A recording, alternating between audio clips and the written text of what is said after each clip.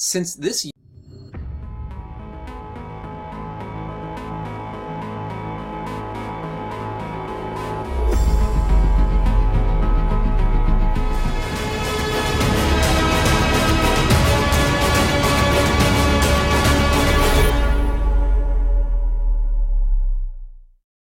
unit is discussing the Eucharist and the early Church Fathers, it's worth asking the question, who are the Church Fathers, and why are they important?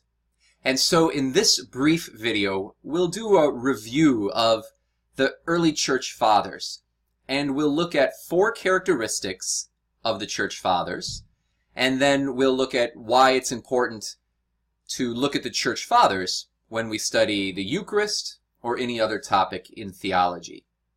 So first, let's look at 4 characteristics of the Fathers. The first is antiquity. That is, they're ancient. They are the early Church Fathers, in part because they're early. Now, dating them can be somewhat difficult. The letter of Clement to the Corinthians is usually considered the most ancient, that nearest to the biblical writings, written around the year 90 AD. So that tends to be the opening of this patristic period, or the time of the early Church Fathers.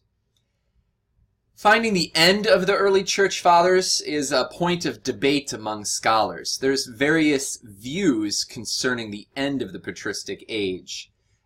For our purposes, we could say that in the West, the patristic period ends with Isidore of Seville in the 7th century, and in the East with St. John of Damascene, or St. John Damascus in 750 AD.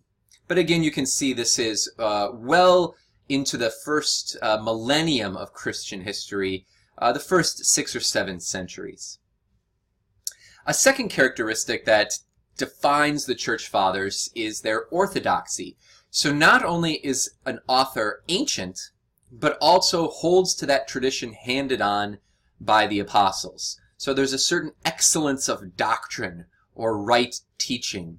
Now, this does not mean that every Church Father is without error. The Church Fathers individually may teach correctly or incorrectly at any given time, but overall their writings are seen to contain that tradition that was handed on by the apostles.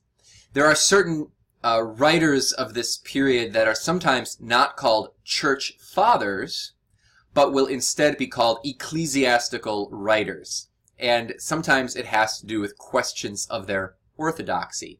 So, for instance, Tertullian was a very important figure in the early church, and his writings are tremendously influential on many topics, the Trinity and the sacraments, for instance. But Tertullian ended his life apparently in heresy, in the Montanist heresy. And so many times he's not considered among the Church Fathers, but he's called an ecclesiastical writer. The same goes in a similar way for Origen.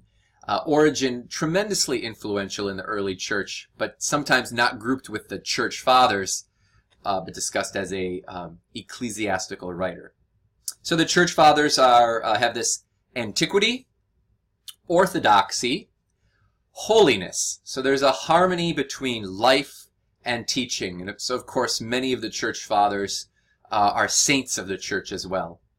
And then finally, ecclesiastical approval. The Church in some way recognizes them as Church Fathers. So one writer broke it out this way. There can be an approval of the Fathers confirmed when an ecumenical council quotes them. So this would be a kind of formal approval of the Church. Another way could be an implicit approval, when something like the liturgy, when the liturgy uses their teaching in the Church's worship. So for instance, if they're cited in the Liturgy of the Hours.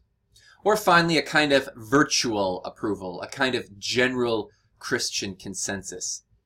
So we have again this antiquity, orthodoxy, holiness, and some sort of ecclesial approval is what characterizes someone as one of these early Church Fathers. Now let's ask the question, why study the early church fathers? Well, for this, we can look at the Second Vatican Council's decree, Optatem Totius. Optatam Totius. I don't say that enough. Optatam Totius is the decree on priestly formation, on the formation of priests. And so it says in number 16, dogmatic theology should be so arranged that the biblical themes are proposed first of all. So first, in studying theology, study the scriptures. Next, there should be opened up to the students what the fathers of the Eastern and Western Church have contributed to the faithful transmission and development of the individual truths of revelation. So the fathers of the church are placed second to Scripture in laying out dogmatic theology. Look first at Scripture, but then next look at the Eastern and Western Church Fathers. And notice it notes two things. What do the fathers contribute to? First, the transmission of revelation, its handing on, but also its development, what we looked at in the last video, how the fathers deepen and expand what was received in revelation.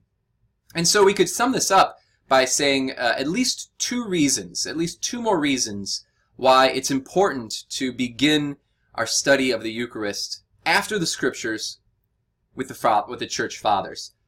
First of all, their antiquity means they have a certain proximity to Christ, to the apostles, and to the biblical world. So they're simply closer in time to Christ, to the apostles, and to the world in which revelation grew. And so it makes sense. If I want to know what that primitive revelation was, I want to get as close to the source as I can.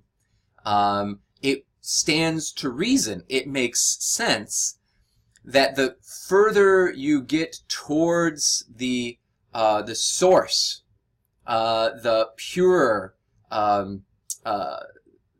the message will be. So the fathers have a certain normative quality because of their proximity to Christ, the apostles, and to the biblical world. And second, the church fathers stand as witnesses to, or we could say monuments of, sacred tradition. Recall, divine revelation is handed on to us in two ways, through sacred scripture in a written way, but also it's handed on in the very life and being of the church, and we call that sacred tradition. That the church hands on to each generation what the church is and what she believes. And while we can open up the scriptures and point to it and see it, what it says, we can't do exactly the same with sacred tradition. However, we have certain witnesses to sacred tradition as it's occurring. One would be the liturgy. I've already mentioned that in another class, in another lecture. Here we could say that the fathers of the church, taken as a whole, especially when there's a consensus among the fathers, stand as witnesses to that tradition. They stand as monuments to the handing on of all the church is. And again, in that sense, the consensus of the fathers has a certain normative character to it. And so in the next video, what we'll do is turn to that consensus of the fathers and say, what are the general patterns within the church fathers regarding the teaching on the Eucharist?